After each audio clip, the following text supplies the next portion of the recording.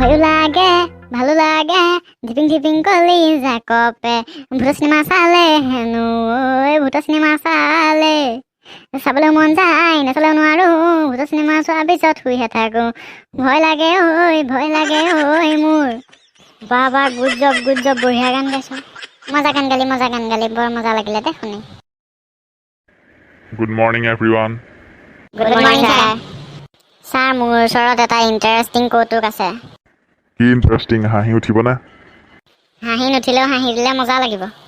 এইটো দেখোন বৰ বেলেগ ধৰণৰ ইণ্টাৰেষ্টিং কৌতুক দে মেইন বিষয়বস্তুটো ক অ'কে ছাৰ এখন গাঁৱত এটা পৰিয়ালত হাজবেণ্ড ৱাইফ ধুনীয়াকৈ জীৱন নিৰ্বাহ কৰি আছিল হঠাৎ এদিন হাজবেণ্ডৰ মৃত্যু হ'ল পুলিচ আহি ৱাইফক সুধিছে আপোনাৰ মানুহজন কিদৰে ঢুকালে তাৰ পাছত কি হ'ল তাৰপাছত ৱাইফে কৈছে সন্ধিয়া টাইমত ক'ৰবাৰ পৰা খৰখেদাকৈ আহি মোক কৈছে বোলো শুনিছানে সোনকালে কিবা এটা খাবলৈ দিয়া পেটত নিগনি দৌৰি আছে তাৰ পাছত পুলিচজনক ৱাইফে কৈছে নিগনিটোৱে দৌৰি আছে বুলি কোৱাৰ বাবে মই মোৰ হাজবেণ্ডক খাবলৈ নিগনি মৰা দৰৱ দি দিলোঁ খাই দিলে তাৰ পাছত কি হ'ল জানো উঠাই নাই দেখোন তেনেকৈ শুয়ে আছে আগৰ দিনৰ মানুহ যে ছাৰ পেটত ভোক লাগি থকাটোকে অকণমান উল্টা পুল্টাকৈ কৈছিল নিগনিটো বোলে দৌৰি আছিল ৱাইফে বুজি নাপালে নিগনি মৰা দৰৱ দি দিলে বছ সংসাৰ খতম বছ শেষ সংসাৰ শেষ আমি তই এটা প্ৰশ্নৰ উত্তৰ দে পৃথিৱীলৈ প্ৰথম গৰু আহিছিল নে মানুহ আহিছিল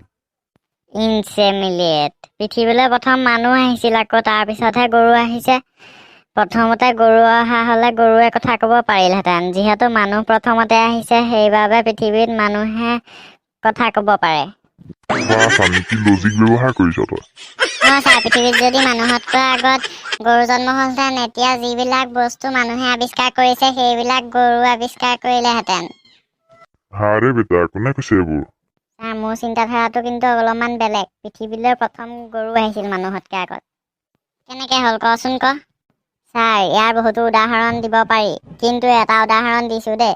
আমিতো হাল বাওঁ আপুনিও বায় কোনোবাই বায় আজিকালি নোহোৱা হৈছে বাৰু গৰুৰ দ্বাৰা মানুহে হাল বায় আৰু হাল বাওঁতে মানুহতকৈ আগত কোন থাকে গৰুবিলাক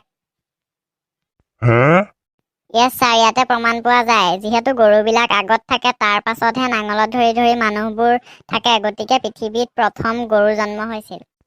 বৰ বেলেগ যুক্তি ব্যৱহাৰ কৰি উত্তৰ দিলি দেই ছাৰ আমি ইয়াৰ উক্তিটো মানি ল'ব নোৱাৰোঁ ই কৈছে যে হাল বাওঁতে মানুহতকৈ আগত গৰু থকাৰ বাবে গৰু আগত জন্ম হৈছিল আমি যদি এইটোকে হেণ্ড ট্ৰেক্টৰ আৰু মানুহে হাল বোৱাত মিলাই চাওঁ তেনেহ'লেতো নহ'ব হেণ্ড ট্ৰেক্টৰখন আগত থাকে তাৰ পাছত মানুহটো থাকে কিন্তু পৃথিৱীলৈ হেণ্ড ট্ৰেক্টৰটো প্ৰথমে অহা নাই মানুহ প্ৰথম আহিছিল তাৰ পাছত মানুহে হেণ্ড ট্ৰেক্টৰ আৱিষ্কাৰ কৰিছিল আৰু কামাই কথাবিলাক দেখোন ভাবিলে হয় হ'ব দে তহঁতি এইটো বিষয়তে ইয়াতে সামৰণি মাৰ এইটো কৈ থাকিলে ওলাই গৈহে থাকিব হ'ব ইয়াতে সামৰণি মাৰ এইটো বিষয়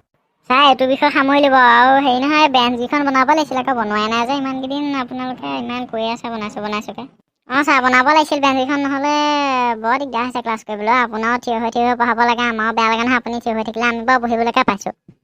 আৰু বৰ মোলৈ চিন্তা কৰাকেইটা এইবাৰ বেঞ্চ হেনো নবনাই আৰু এবছৰমানৰ পিছতহে বনাব নেকি সেইটো কাৰণে এনেকৈ ক্লাছ কৰিব লাগিব এতিয়া এনেকৈ ক্লাছ কৰি থাকিম ৰেগুলাৰ ভয় কৰিব নালাগে হ'ব তই বহিবলৈ পাইছ নহয় মই একো নাই মই কেতিয়াবা বহি ল'ম বাৰু এতিয়া মই থিয় হৈ আছোঁ আৰু একো নাই হ'ব দে এনেকৈ ক্লাছ কৰিব লাগিব এবছৰলৈ নাপাওঁ হেনো বেঞ্চ ডেস্ক আজিলৈ ক্লাছটো ছুটি যা হ'ব দে অ'কে বাই ছাৰ